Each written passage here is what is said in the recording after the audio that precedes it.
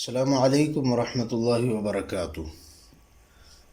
علم الصرف والنحو کے حوالے سے یہ ہمارا 13واں لیکچر ہے۔ اس میں ہم پڑھیں گے یہ سوال نمبر 191 سے یأتی التحذیر علی 4 صور قیاسیة منها ان يذكر المحذر منه مفردا ان يذكر المحذر منه مكررا ان يذكر المحذر منه معطوفا علیہ۔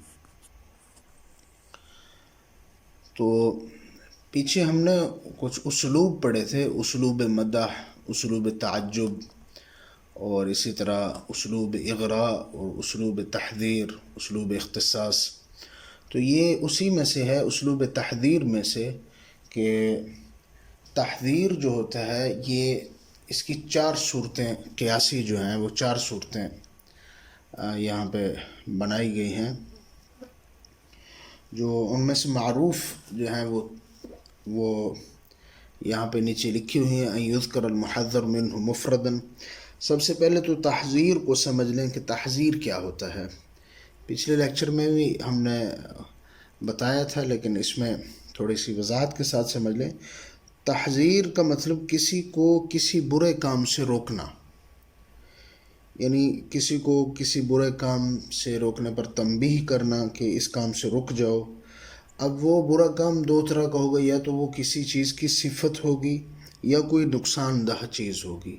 صفت سے مراد کوئی بری صفت ہوگی، مثال کے طور پہ کسی کو نفاق سے روکنا ہے، منافقت سے یا جھوٹ سے، تو یہ صفات ہیں بری۔ اور دوسرا یہ ہے کہ کوئی چیز بری ہے، نقصان دہ چیز ہے، جیسے کسی کو شیر کے بارے میں تنبیہ کرنا کہ آگے مت جاؤ، آگے شیر بیٹھا ہوا ہے، اسد ہو گیا، یا اسی طرح آگ کے بارے میں اگر کسی کو بتاتے ہیں کہ یہ آگے مت جاؤ، وہاں آگ ہے، پانی ہے، یہ کوئی بھی مطلب نقصان دہ چیز کے بارے میں جب آپ تحذیر کرتے ہیں، کسی کو بتاتے ہیں، تو وہ کسی شے کے بارے میں ہوتی ہے تحذیر۔ اور اگر آپ کو کسی صفت، نقصان دہ صفت کے بارے میں کسی کو بتاتے ہیں تو وہ صفت کی تحذیر کہلاتی ہے۔ اس میں پھر آگے جو اس کی قیاسی صورتیں بنائی گئی ہیں کہ ان یذکر المحذر منہ مفردا، کہ جس چیز سے، پھر اس میں جو ہے نا، ایک ہوتا ہے المحذر، ایک ہوتا ہے محذر منہ، اور ایک ہوتا ہے المحذر۔ محذر کہتے ہیں اس شخص کو جو ڈرانے والا ہوتا ہے، متکلم ہوتا ہے، جو بتا رہا ہوتا ہے کہ یہ کام مت کرو، جو تنبیہ کرنے والا ہوتا ہے محذر کہتے ہیں۔ اور محذر اسے کہتے ہیں جسے تنبیہ کی جا رہی ہوتی ہے، جس شخص کو روکا جا رہا ہوتا ہے۔ محذر منہ، محذر منہ اسے کہتے ہیں، المحذر منہ، جس چیز سے روکا جا رہا ہوتا ہے۔ تو اس میں یہ ہے کہ ان یذکر المحذر منہ مفردا، کبھی ایسا ہوتا ہے کہ جس چیز سے روکا جا رہا ہوتا ہے کہ اس کو مفرد ذکر کیا جاتا ہے۔ اور جیسے آپ کہتے ہیں کہ البعد عن الشر، کہ شرارت یا شر پسندی جو ہے، فساد جو ہے، البعد عن الفساد، اس سے دور رہو۔ تو جب اس جملے کے اندر البعد عن الفساد، یہ فساد جو ہے یہ محذر منہ ہے، جس سے ڈرایا جا رہا ہے، اور یہ مفرد ہے، یہ ایک استعمال ہوا ہے۔ اور کبھی کبھی ایسا ہوتا ہے کہ المحذر منہ مکرر ہوتا ہے، یعنی جس طرح اس کی مثال کہ الغضب الغضب، یا اسی جملے کو آپ کہتے ہیں البعد عن الفساد عن الفساد، تو وہ محذر منہ کو تکرار کے ساتھ کہا جاتا ہے، تحذیر کے اندر توکید پیدا کرنے کے لیے، زیادہ تحذیر کرنے کے لیے، کسی کو ڈرانے کے لیے کہ بچو، اس سے بچو، یہ جو ہے نا بہت خطرناک ہے یا نقصان دہ ہے۔ تو جب اس میں تکرار کیا جاتا ہے تو اس کو وہ دوسری صورت اس کی بن جاتی ہے ان یذکر المحذر منہ مکررا، جیسے الغضب الغضب، کہ غصہ مت کرو، غصے سے بچو، غصے سے بچو۔ اسی طرح تیسرا یہ ہے ان یذکر المحذر منہ معطوفا، کہ محذر منہ جس سے ڈرایا جا رہا ہوتا ہے وہ معطوف علیہ ہوتا ہے۔ یعنی جس طرح آپ کسی کو کہتے ہیں ایاک الکذب والنفاق، کہ آپ جو ہے نا جھوٹ سے بچیں اور نفاق سے. تو اب یہ جو دوسرا آیا ہے نفاق، یہ معطوف علیہ مطلب محذر منہ یہاں پہ یہ الکذب اور النفاق جو ہے یہ معطوف علیہ ہیں. تو یہ ان میں سے ایک کو جو ہے نا معطوف علیہ بنایا گیا اور دوسرے کو معطوف بنایا گیا، تو یہ یہاں پہ یہ المحذر منہ معطوف علیہ شمار ہوگا. اس کے بعد ہے یسمى الامر المحمود الذي يحث المخاطب على فعله مغرى به. تو یہ ہم نے پیچھے پڑھا تھا اسلوب اغراء، یہ اسی میں سے ایک اصطلاح ہے کہ مغرى به. اس میں بھی جس طرح ہم نے محذر اور محذر منہ پڑھا، اس میں بھی اسی طرح ہوتا ہے. اغراء جو ہوتا ہے وہ آپ جس طرح یہ ہم نے پڑھا تحذیر کسے کہتے ہیں، تحذیر کہتے ہیں کسی کو برے کام کے اوپر تنبیہ کرنا. اور اغراء جو ہوتا ہے اس میں یہ ہوتا ہے کہ آپ کسی کو اچھے کام کے اوپر آمادہ کرتے ہیں، اس کو اچھے کام کی تبلیغ کرتے ہیں، اسے حرص دلاتے ہیں کہ اچھا کام کریں، تو یہ اسے اغراء کہا جاتا ہے. تو اس میں بھی المغری ایک ہوتا ہے، اسے کہتے ہیں متکلم، یعنی جو آپ کو آمادگی دلا رہا ہے اچھے کام کے اوپر، اسے مغری کہا جاتا ہے. اور دوسرا ہوتا ہے المغرى، وہ شخص الذي نخاطبه، یعنی وہ شخص جس کے ساتھ ہم بات کر رہے ہوتے ہیں یا جسے ہم اس کے اوپر آمادہ کر رہے ہوتے ہیں اچھائی کے اوپر، وہ مغرہ ہوتا ہے، آمادہ کرنے والا مغری ہوتا ہے. اور تیسرا ہوتا ہے المغرى به. مغرى به وہ کام ہوتا ہے جس پر ہم مخاطب کو آمادہ کر رہے ہوتے ہیں، وہ اچھا کام. تو یہ اسی کی تعریف کی گئی ہے کہ یسمى الامر المحمود الذي يحث المخاطب على فعله مغرى به، کہ وہ امر محمود جو ہوتا ہے وہ اچھا کام جس کے اوپر ہم مخاطب کو، جس کو ہم بات کر رہے ہوتے ہیں، مخاطب کو حرص دلا رہے ہوتے ہیں جس کام کی، یا جس کام کی تبلیغ کر رہے ہوتے ہیں، جس کام کے اوپر اسے آمادہ کر رہے ہوتے ہیں، اس کام کو مغرى به کہا جاتا ہے. آپ سچ بولا کریں. تو اب جو کہنے والا ہے یہ جملہ وہ مغری ہو جائے گا، جسے کہا جا رہا ہے وہ مغرہ ہو جائے گا. اور یہ صدق جو ہے یعنی سچائی جس کام کے اوپر آمادگی ظاہر کی جا رہی ہے، تو وہ کیا ہے، وہ مغرى به ہو جائے گا. اس کے بعد ہے یسمى الامر المذموم الذي ينبه الیہ لاجتنابہ. یہ پھر وہی بات آ گئی، تحذیر کے اندر محذر منہ کسے کہتے ہیں؟ محذر منہ اس مذموم کام کو کہتے ہیں، اس برے کام کو کہتے ہیں جس سے روکا جاتا ہے، جس سے تنبیہ کی جاتی ہے کہ یہ کام مت کرو، جیسے منافقت اختیار کرنا یا جھوٹ بولنا. تو اب یہ جو جھوٹ ہے یہ محذر منہ ہو جائے گا، کیونکہ اس سے روکا جا رہا ہے، تحذیر کی جا رہی ہے اس کے بارے میں. اس کے بعد ہے من ادوات الشرط غیر الجازمة التي تفيد تكرار وقوع الجواب بتكرار وقوع الشرط ولا يليها الا الماضي هي كلما. تو یہاں پہ یہ کلما کے بارے میں بتایا جا رہا ہے کہ جو شرط جو ہوتی ہے اس کے جو حروف ہوتے ہیں یا ادوات ہوتے ہیں شرط کے غیر الجازمہ، جو جزم نہیں دیتے، تو ان میں سے التی تفید تکرار وقوع الجواب، جو جواب کے واقع ہونے کے اندر تکرار کو ظاہر کرتا ہے، تکرار کا فائدہ دیتا ہے. بتکرار وقوع الشرط، کہ شرط کے تکرار کے ساتھ واقع ہونے میں. ولا یلیہا الا الماضی، وہ کسی اور کے ساتھ ملا ہوا نہیں ہوتا، ماضی کے ساتھ ہوتا. تو وہ کیا ہے؟ وہ ہے کلما.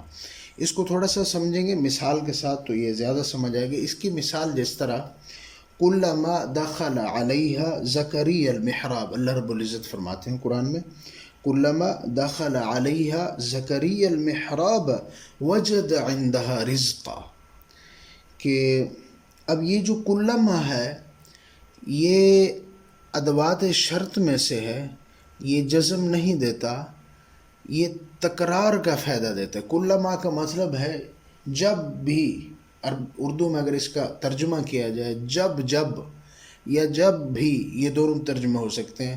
تو یہاں پہ یہ دیکھیں کلما دخل علیہا، جب جب یا جب بھی حضرت یہاں ذکر ہے حضرت مریم علیہ السلام کا، کہ جب بھی آپ ان کے پاس داخل ہوئے حضرت زکریا علیہ السلام المحراب، محراب کے اندر، وجد عندها رزقا، تو آپ نے ان کے پاس رزق کو پایا۔ اب یہاں پہ یہ کلما جو ہے یہ ادوات شرط میں سے ہے، یہ تکرار کا فائدہ دے رہا ہے۔ تکرار کس کا؟ کہ جب جب بھی داخل ہوا ہے، یہ دخول جو ہے یہ جب بھی داخل ہونا ظاہر ہو رہا ہے، تو یہ تکرار کا فائدہ دے رہا ہے کہ جب جب بھی داخل ہوئے۔ وقوع الجواب بتکرار وقوع الشرط، آگے اس کا جواب آئے گا، تو جواب کیا ہے؟ وجد عندها رزقا، کہ جب جب بھی داخل ہوئے کیا ہوا؟ رزق کو آپ نے پایا۔ اب داخل ہونا جو ہے یہ بھی اس کے اندر بھی کلما تکرار کا فائدہ دے رہا ہے۔ وقوع جواب جو ہے آگے وجد عندها رزقا، یہ جواب ہے، تو یہ رزق کا پایا جانا بھی تکرار، اس میں بھی تکرار پایا جاتا ہے کہ جب بھی داخل ہوں گے تب آپ نے جو ہے نا رزق کو وہاں پہ ان کے ساتھ پایا ہے۔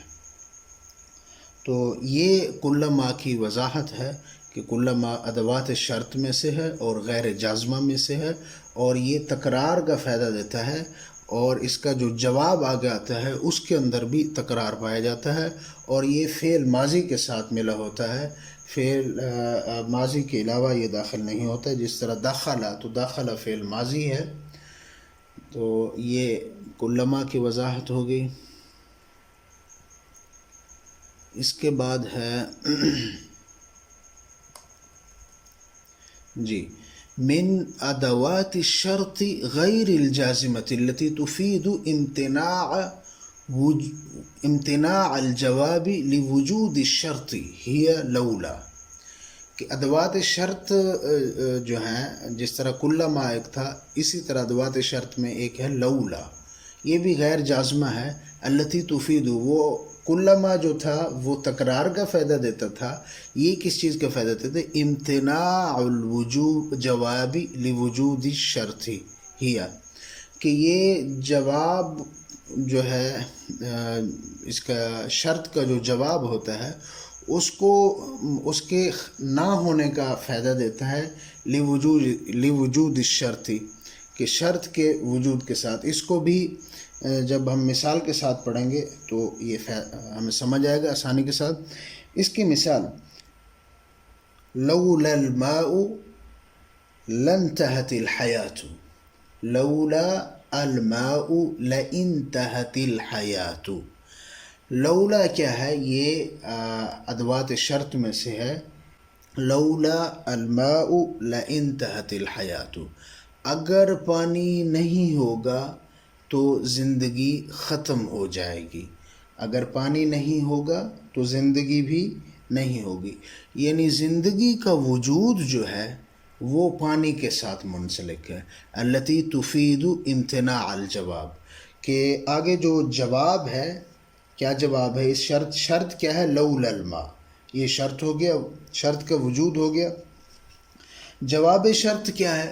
لانتهت الحیات، اگر یہ وجود شرط پایا گیا، یہ وجود شرط کیا ہے؟ لولا الماء، یہ پیچھے جو ہم نے پڑھا ہے کہ لولا الماء، یہ جملہ اگر پایا گیا، یہ شرط پائی گئی کہ پانی نہیں ہے، تو آگے کیا ہوگا؟ امتناع الجواب، تو پھر زندگی بھی نہیں ہوگی، یعنی جواب جو ہے اس کا وہ حیات ہے، اور شرط جو ہے وہ ماء ہے، پانی ہے۔ پانی کا اگر وجود نہیں ہوگا تو جواب کا اگر پانی کا نہ ہونا پایا جائے گا، پانی کا نہ ہونا پایا جائے گا لوجود شرط، شرط کیا ہے؟ پانی نہ ہو، اگر یہ پانی کا نہ ہونا پایا جائے تو پھر آگے امتناع الجواب، جواب کیا ہے؟ زندگی بھی نہیں پائی جائے گی۔ امتناع جواب سے مراد، اب اس میں دوسری مثال، فلولا فضل اللہ علیکم ورحمتہ لکنتم من الخاسرین، کہ اگر آپ کے اوپر اللہ کی رحمت اور اللہ کا فضل نہ ہوتا یا نہ ہو، لکنتم من الخاسرین، تو آپ کیا ہے، خسارہ پانے والوں میں سے ہو جائیں۔ تو یہ فضل اور رحمت جو اللہ کی ہے، یہ اس کا نہ ہونا، اس کا وجود اگر ہو جائے، یعنی اس شرط کا وجود ہو جائے، شرط کیا ہے کہ فضل اور رحمت نہیں ہے، اگر یہ وجود واقع ہو جائے کہ فضل اور رحمت نہیں ہے، تو پھر لکنتم من الخاسرین، تو پھر آپ کیا ہے، خسارہ پانے والوں میں سے ہو جائیں گے۔ اس کے بعد ہے